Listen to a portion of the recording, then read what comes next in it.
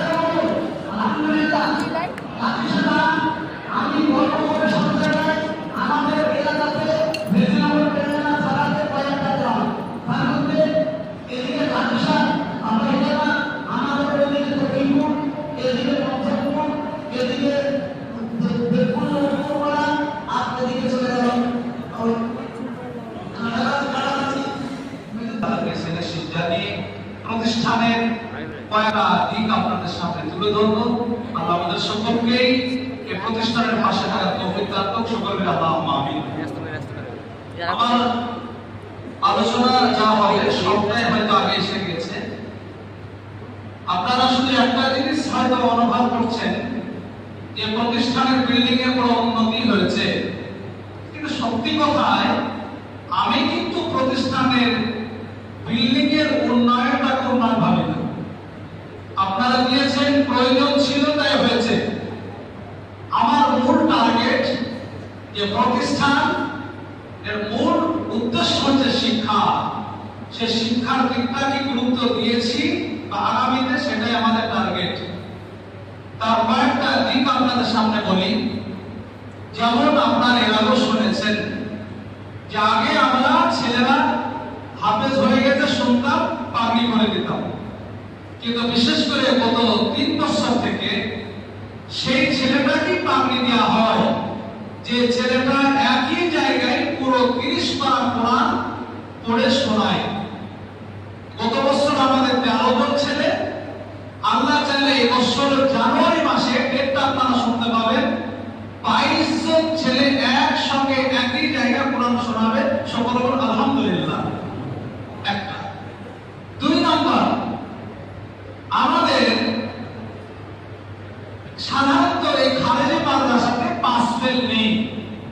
আমি আমাদের যারা শিক্ষা বিভাগে দায়িত্ব রয়েছেন, উল্লেখযোগ্যভাবে মুফতি আব্দুল রাজ্জাক সাহেব আল কাসিমি, তিনার অধীনে আরো 4 জনকে জড়িয়ে দেওয়া রয়েছে। ওনাদেরকে বলেছি যে পাস ফেল থাকবে, এবং বিশেষ করে এইখান থেকে যে ছেলেরা দারুল দেওবন্দে অ্যাডমিশনে কোয়ালিফাইড হবে তাদেরকে প্রতিষ্ঠানের পক্ষ থেকে আসা যাওয়ার যে ভাড়া, ট্রেনের যে ভাড়া, সেটা দেওয়া হবে এবং তাকে একটা উল্লেখযোগ্য সম্বর্ধনা জানানো হবে। তাহলে এখানে যে আরবি জামাতের পড়াটা ভালো হচ্ছে তার নমুনা হিসাবে দারুল দেওবন্দের আপনার যে টেস্ট, অ্যাডমিশন টেস্ট হয় তাতে কোয়ালিফাইড যদি হয়, ভাববো আমাদের ছেলেরা পড়াশোনা করছে। তার জন্য কি করেছি, তার জন্য যে ছেলেগুলো একই জায়গায় পুরো কোরআন শোনায় তাদের জন্য আলাদা একটা বিভাগ চালু করেছি। সাধারণ ছেলেদের থেকে ওদের আলাদা একটা বিভাগ হবে কি, তাদের সেই ছেলেগুলো যে মেধা সেগুলো যেন ভালো জায়গায় আরো লাগাতে পারি, আর 10 বছরের জায়গায় একটা দুটো ক্লাসকে আমরা কমে 8 বছর 7 বছর ছেলেরা পড়ানো সামনে হতে পারে। আমরা সেই বিভাগ हमने गलत किया, उसका भी सिला आपको मिलने वाला है। इसलिए हम उम्मीद करते हैं आपके पैसे आपके सिक्के सही जगह पर आ रहा है। इसलिए मैं आपको बताना चाहता हूँ, आप इस मदरसे को नहीं, हर मदरसे को आप सही निगाह से देखिए।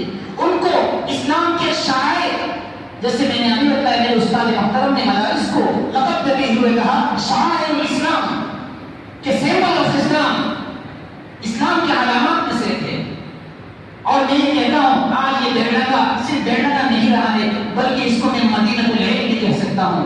मदीनतुल इल्म का मतलब that means city of the knowledge, city of the education. चारों तरफ बिखरे पड़े हैं, इधर शिशु एकेडमी, इधर मदरसा, इधर कॉलेज, इधर यूनिवर्सिटी, इधर बहरमपुर, जाएंगे इधर जाएंगे, जिधर जाएंगे आपको इधर कॉलेज मिलेगा, इधर मदरसा मिलेगा, इधर शिशु एकेडमी मिलेगा, इधर हाई स्कूल मिलेगा। जहाँ जाओ आपको इल्म ही इल्म है।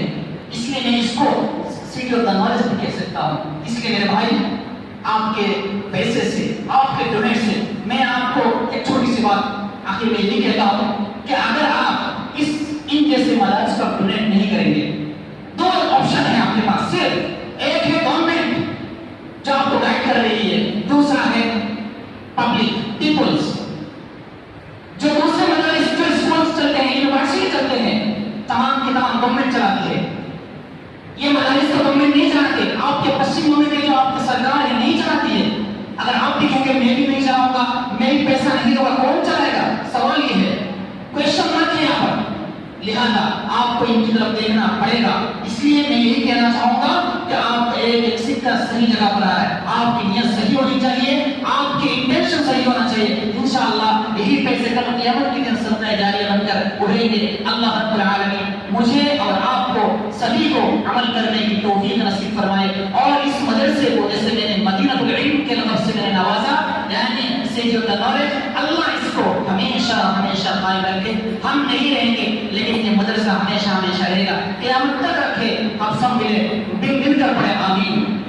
अल्लाह मुझे भी और आपको भी अमल करने की तौफीक नसीब फरमाए और इन मदारिस की हिफाजत फरमाए। अस्सलामु अलैकुम व रहमतुल्लाहि व बरकातुहू।